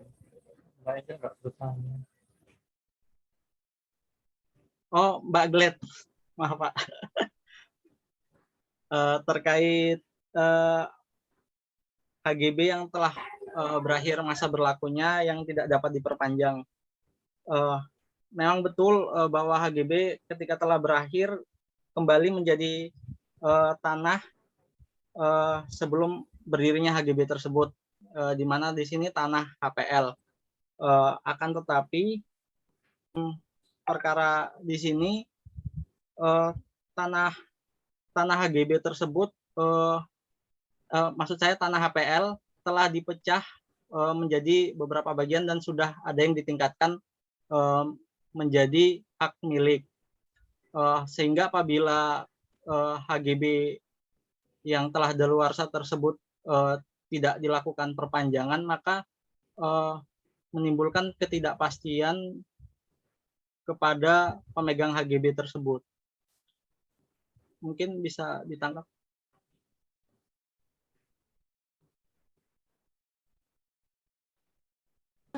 Berarti kan yang siapa namanya kantornya itu tadi, kantor BPN-nya itu tadi memperpanjang tanpa ada permohonan seperti itu ya, permohonan dari pihak pemegang HGB. Bukan memperpanjang, bukan tidak ada permohonan, akan tetapi HGB yang telah daluarsa ini tidak diperbolehkan untuk diperpanjang karena adanya pembatalan sertifikat HGB atas nama PT Purnabakti ini, Mbak.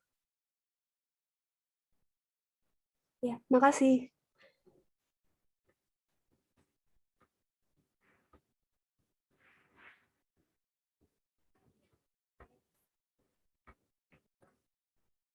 Terakhir.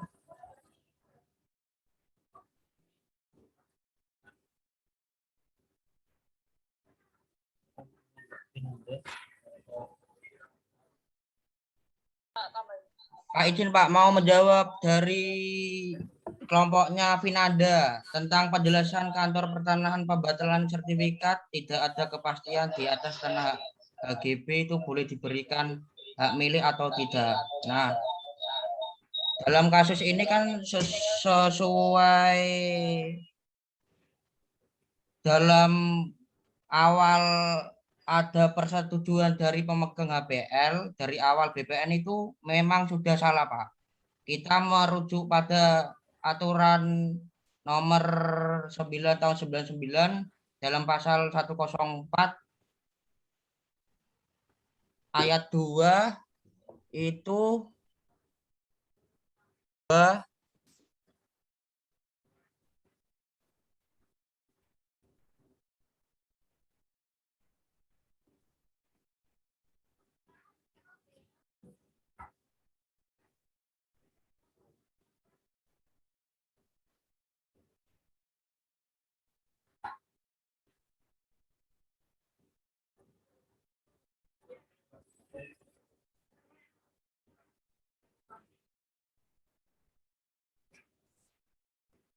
Masih mute, Nul.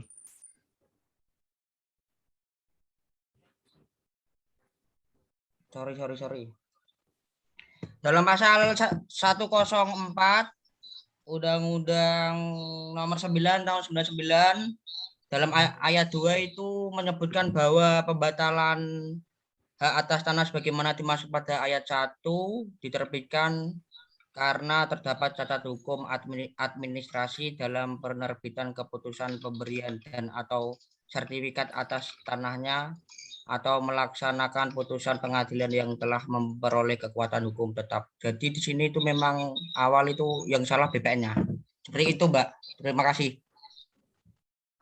Terus mau nanggapin yang Vinanda itu, kenapa kan nanya kenapa tidak yang dimaksud ketidakpastian hukum. Jadi kan dari BPN itu udah memperpanjang juga meningkatkan. Nah, kalau misalkan tiba-tiba dibatalkan, itu yang sudah terjadi ini gimana kayak gitu. Karena emang yang dari awal itu kan yang salah itu BPN, udah tahu tanah HPL, kenapa ditingkatkan menjadi SHM kayak gitu. Ya, sedikit menambahi dari jawaban Mbak Andika tadi. Kita tahu bahwa HGB-nya itu kan berdiri di atas tanah HPL, kemudian HGB tersebut dipecah dan ada turunan-turunan lagi berupa HGB dan hak milik. Nah, seharusnya dari awal kalau BPN memang sudah jeli, karena HGB itu di atas tanah HPL, seharusnya harus ada persetujuan terlebih dahulu antara pemegang HPL dengan pemegang HGB dalam hal perpanjangan dan lain-lain. Sehingga BPN di situ harusnya lebih jeli. Buktinya HGB ini berhasil lolos, dipecah, ada peningkatan hak milik berupa hak milik, dan sudah berlangsung selama mungkin 10 tahun dan belum ada permasalahan apapun. Kenapa sekarang baru dibatalkan gitu ya kurang lebihnya?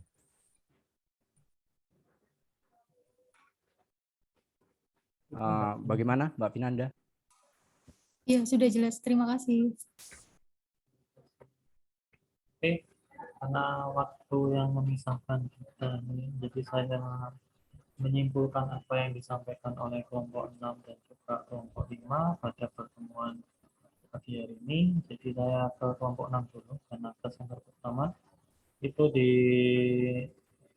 legal opinion kalian belum dicantumkan daftar pustaka, ya, jadi mohon dilengkapi. Kemudian yang jadi aneh itu isu hukumnya di kelompok 6 ini kan ada satu ya, isu hukumnya. Kesimpulannya ada 5. Nanti kalau misalnya ini dijadikan tesis gitu ya, diketawain sama penguji. Isunya 1, kesimpulannya ada 5. Pertanyaannya 1, jawabannya ada 5. Ini kan aneh gitu ya. Termasuk juga di bagian saran itu juga ada 3. Ya. Kalau saran misalnya isu hukumnya ada 2, sarannya kurang dari 2 nggak masalah. Tapi ini isunya 1, sarannya ada 3. Ini kan jadi agak aneh gitu. Apakah ini jadi tidak fokus apa yang mau dibahas gitu ya. Kemudian tadi di kelompok 6 juga menyampaikan ada Permen ATR nomor 11 tahun 97 ya. Jadi Mbak Dewi nyampaikan Permen ATR nomor 11 tahun 97 ada. Jadi disinggung ya. Iya, Pak. Ya, itu enggak ada. Permen ATR nomor 11 tahun 97 itu enggak ada. Coba cari di Mbak Google itu, nyari sampai kiamat ya, enggak bakalan ada. Karena itu bukan Permen ATR, tapi Peraturan Menteri Agraria.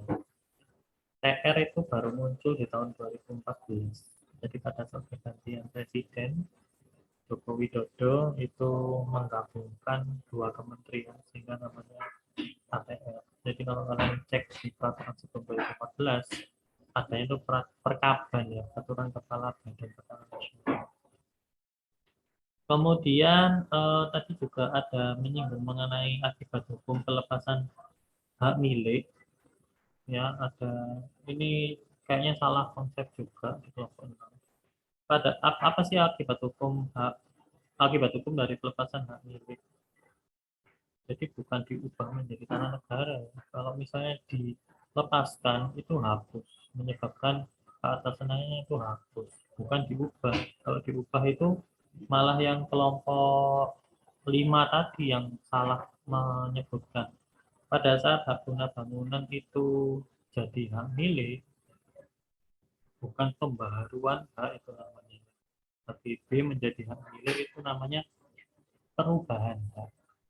Jadi namanya kalau kalian cari dalam peraturan perundang-undangan itu perubahan hak. Jadi dari hak GB atau hak pakai menjadi hak milik atau kebalikannya. Itu juga cuma di dalam masyarakat lebih dikenal dengan istilah peningkatan hak atau penurunan hak. Tapi nama resminya kalau kalian cari di peraturan perundang-undangan, karena kalian ini adalah sarjana hukum ya, itu adalah perubahan hak. Mengubah hak guna bangunan menjadi hak milik atau mengubah hak milik menjadi hak guna bangunan. Jadi misalnya kalian nanti praktek jadi notaris PPAT mau melakukan perubahan hak ini, nyari belangko peningkatan hak ya nggak bakalan ketemu, yang ada adalah belangko perubahan hak ya. Kemudian di kelompok 6 ini saya penasaran sama kasusnya ini tahun berapa ya? Karena nomor putusannya itu tidak disinggung gitu, menggunakan putusan apa, tahun berapa juga nggak disebutkan gitu ya. Tapi kalau dari kronologinya, kalau nggak salah di tahun 2018 gitu ya, kasusnya 2018. Nah, seyogyanya karena kasusnya ini 2018, kelompok 6 ini ada yang terlewat. Tidak mencantumkan ketentuan di dalam Undang-Undang Nomor 30 Tahun 2004 seperti yang tadi ditanyakan oleh Mas Rio kalau nggak salah ya. Ini pertanyaannya memang spontanitas atau sudah disetting, saya nggak paham gitu ya. Apakah memang spontanitas gitu ya? Cuma kenapa kok pejabat atau usaha negara itu harus mengaplikasikan asas-asas umum pemerintahan yang baik? Karena di dalam ketentuan Undang-Undang 30 itu, sebelum pejabat atau usaha negara itu menerbitkan keputusan atau usaha negara, selain dia melihat kepada peraturan perundang-undangan, juga harus melihat asas-asas umum pemerintahan yang baik. Itu seperti dua sisi mata uang gitu ya, jadi nggak bisa dipisahkan. Tadi juga disinggung juga prinsip apa yang dilanggar ya, prinsip kehati-hatian, prinsip keselamatan, ya boleh lah yang sering dilewati oleh pejabat atau usaha negara.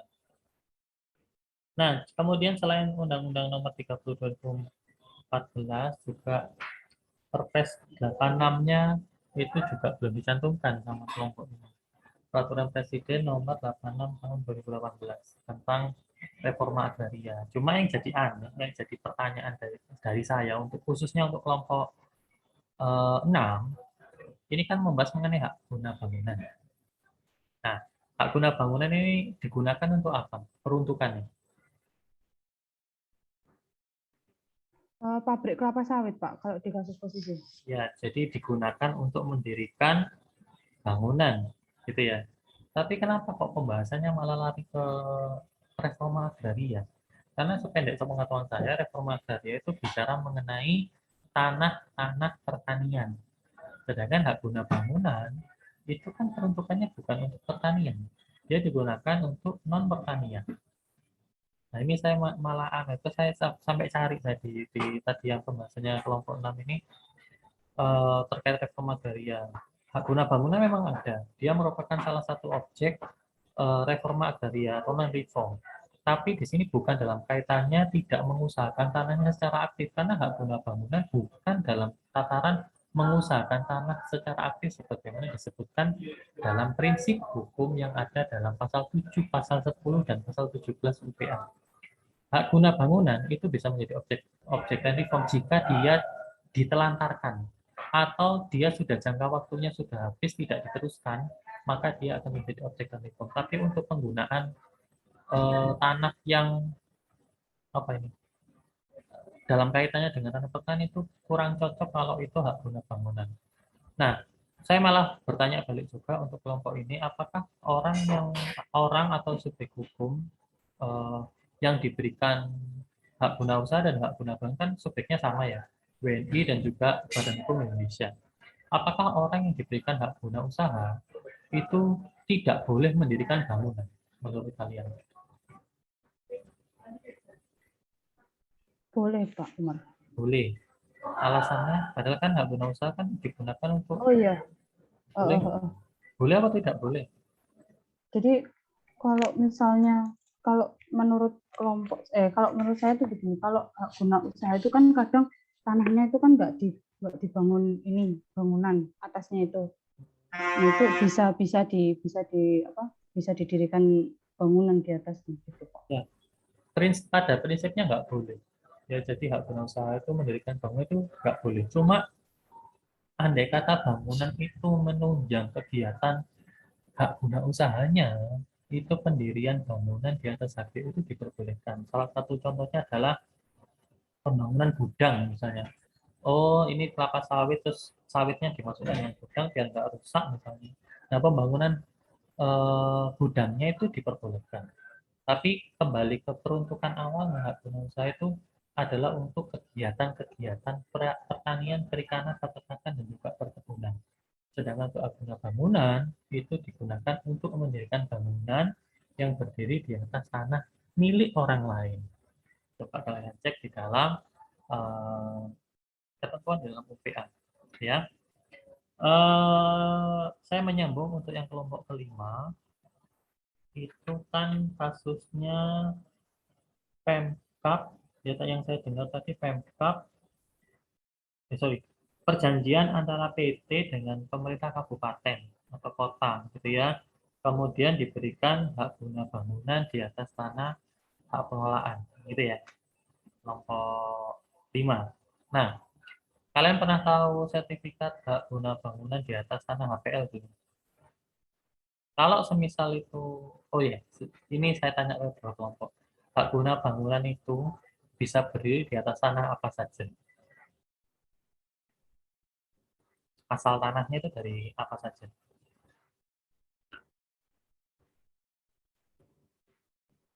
Yang pertama, atau kelompok lain, hak milik, tanah negara, tanah hak pengelolaan sama tanah hak milik. Ya, kalau itu hak guna bangunan di atas tanah hak milik, itu adalah kewenangan kalian nanti kalau semisal kalian menjadi PPAT. Ada salah satu kewenangan yang disebutkan di dalam PP 3798 dan juga perubahannya itu PP 24 tahun 2016 bahwa PPAT diperbolehkan membuat akta pemberian hak guna bangunan atau hak pakai di atas tanah hak milik. Cuma kendalanya akta tersebut didaftarkan tapi tidak diterbitkan sertifikat oleh kantor pertanahan. Yang kedua adalah HGB di atas tanah HPL. Seperti contohnya di kelompok 5 ini. Tapi perlu diingat di sini ya, HGB di atas tanah HPL itu harus dibuat apa dulu namanya?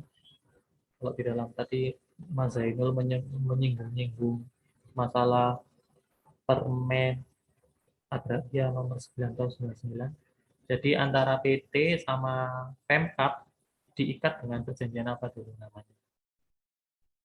Sebelum keluar sertifikat HGB. Apa namanya?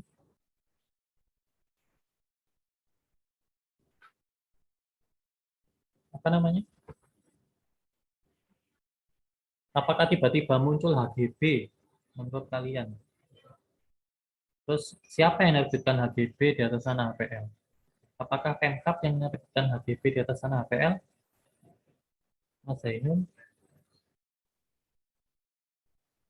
Ya, Pak. Ya. Apakah HGB yang berdiri di atas tanah HPL itu diterbitkan oleh Pemkab sertifikatnya?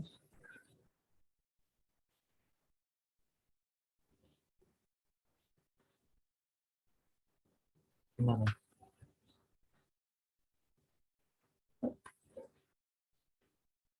Yang lain mungkin bisa membantu. Oh, mungkin ini Pak ya. Untuk hak guna bangunan di atas tanah hak pengelolaan itu diberikan dengan keputusan pemberian hak oleh Menteri Agraria atau pejabat yang ditunjuk berdasarkan usul pemegang hak pengelolaan. Nah ya, usul dari pemegang hak pengelolaan ini kan ikatannya. Ikatannya ini dibuat sama apa? Apa namanya ikatannya? Di dalam Permen Agraria 9 tahun 99. Disebut apa? Wah ini alamat ya kembali politik hukum pertanahan lagi nih kayaknya. Tidak bisa jawab. Ayo ini 34 mahasiswa masa nggak ada yang tahu nama ikatan antara pemegang HPL dengan PT kalau kasusnya kalau perjanjian penggunaan tanah, Pak. Perjanjian penggunaan tanah. Nah, dari usulan atau yang namanya perjanjian penggunaan tanah ini barulah disampaikan ke kantor pertanahan. Nanti sama kantor pertanahan baru diterbitkan SKPH. Dasar dari SKPH ini didaftarkan kembali. Baru terbit sertifikat. Cuma kan perlu diingat di sini. HGB di atas tanah HPL itu kewenangannya terbatas. Tidak seperti HGB di atas tanah negara. Ya. Jadi HGB di atas tanah negara itu kewenangannya lebih luas dibandingkan dengan HGB di atas tanah HPL. Kenapa? Karena ada batasan-batasan. Semisal pemegang HGB itu mau menjual bidang tanah tersebut, gitu ya, kepada orang lain. itu harus izin kepada pemegang HPL-nya dulu. Kemudian tadi mau melakukan jaminan, mau dijaminkan misalnya HGB atau HPL, itu juga harus ada persetujuan secara tertulis atau rekomendasi secara tertulis dari pemegang HPL. Termasuk yang tadi kasusnya ini, tiba-tiba HGB-nya itu diubah haknya menjadi hak milik, itu kan malah lebih lucu lagi gitu ya. Kalau HGB diubah menjadi hak milik itu, sependek sepengetahuan saya, hanya dapat diberikan untuk HGB yang berada di atas tanah negara. Dengan syarat, tadi syaratnya sudah betul, di kelompok ini menyebutkan di dalam Permen Agraria nomor 6 tahun 98, batasannya belum disebutkan, jadi batasannya maksimal itu 600 meter persegi bidang tanahnya, digunakan untuk rumah tinggal, bukan untuk ruko, bukan untuk rukan, bukan untuk kantor atau swalayan misalnya, itu nggak bisa. Kemudian dari adanya perubahan hak tersebut, itu calon pemegang hak milik itu tidak melebihi batas maksimal pemilikan hak milik, yaitu 5.000 meter persegi, dan total tanahnya yang dimiliki tidak lebih dari 5 bidang. Itu boleh. Ya, biayanya kalau di peraturan Menteri Agraria itu luas tanah kurang dari 300 meter itu cuma 50.000 saja. Mengubah HGB di atas negara menjadi hak milik. Tapi kalau HGB di atas tanah HPL diubah menjadi hak milik, itu nggak bisa. Walaupun dapat izin dari pemegang HPL-nya, nggak bisa. Kenapa? Itu merupakan aset. Apalagi ini tadi bicara mengenai Pemkab. Pada saat HGB itu mau diubah menjadi hak milik, maka di situ harus ada pelepasan aset. Karena ini adalah Pemkab, maka pelepasan aset itu harus memperoleh persetujuan dari DPRD. Ada persetujuan tertulis, baru dia dapat mengubahkan, dicoret dari asetnya jadi tanah negara, baru dimohon sama calon pemegang hak miliknya tadi. Gitu. Ya.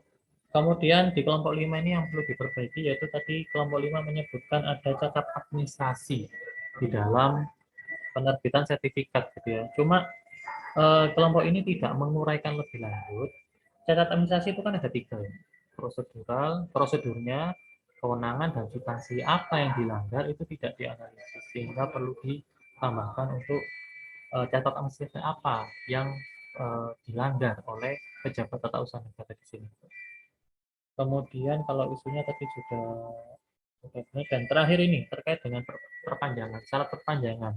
Perlu diingat ya, karena ini kasusnya di tahun 2018, berarti kalian tidak bisa menggunakan ketentuan PP 18 tahun 2021. Jadi kalian yang boleh gunakan ya peraturan sebelum tahun 2018, yaitu di PP nomor 1 tahun 96. Jadi syarat perpanjangan itu harus dimohon oleh pemegang haknya, gitu ya. Kalau semisal ini adalah HGB di atas tanah negara, HGB di atas tanah HPL, maka perpanjangan itu juga harus memperoleh persetujuan dari pemegang HPL-nya. Nggak bisa serta-merta HGB-nya itu langsung ke kantor pertanahan. Beda treatment antara HGB di atas tanah negara dengan HGB di atas tanah HPL.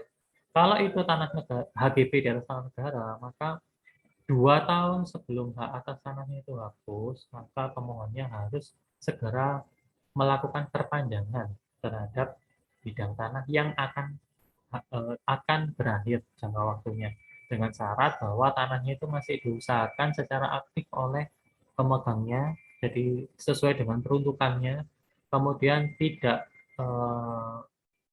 ada perubahan RT/RW, karena kalau misalnya ada perubahan RT/RW bisa jadi perpanjangan haknya itu bisa ditunda atau ditolak gitu ya oleh pejabat atau usaha.